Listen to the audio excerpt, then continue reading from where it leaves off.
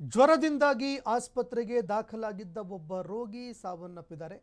ವೈದ್ಯರ ನಿರ್ಲಕ್ಷ್ಯದಿಂದಾಗಿ ರೋಗಿ ಸಾವನ್ನಪ್ಪಿದ್ದಾರೆ ಅನ್ನೋ ಆರೋಪ ಕೇಳಿಬರ್ತಾ ಇದೆ.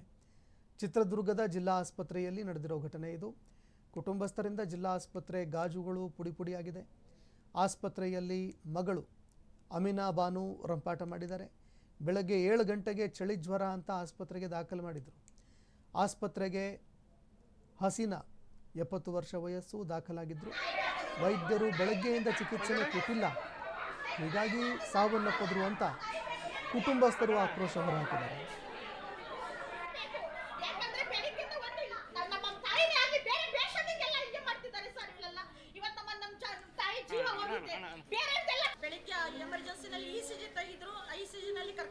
ಎಮರ್ಜೆನ್ಸಿನಲ್ಲಿ ಅಡ್ಮಿಟ್ ಮಾಡ್ರಿ ಅಂತ ಹೇಳಿದ್ರು. ನಾವು ಕರ್ಕೊಂಡು ಬಂದ್ವಿ ಸರ್.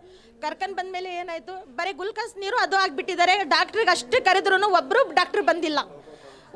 ಒಬ್ಬರು ಡಾಕ್ಟ್ರ್ ಬಂದಿಲ್ಲ. ಇಲ್ಲಿ ಬರೀ ಸಿಸ್ಟರ್ಗಳಿಗೆ ಹೇಳ್ತಾರೆ ಅದು ಇದು ಮಾಡ್ರಿ, ಅದು ಮಾಡಿ, ಇಂಜೆಕ್ಷನ್ ಮಾಡ್ರಿ, ಅದು ಮಾಡ್ರಿ ಅಂತ. ಇವಾಗ ಜೀವಾನತ್ತು ಹೋಗಿಬಿಟ್ಟು ಸರ್. ಬೇರೆ ಪೇಷಂಟ್ಗಳಿಗೂ ಹಂಗೆ ಮಾಡ್ತಾರೆ ಸರ್ ಬಿಟ್ಟರೆ. ಅದಕ್ಕೆ ನಾನು ಇಷ್ಟು ದಾನ್ಲಿ ಮಾಡಿದೆ ನಿಜಾನೇ.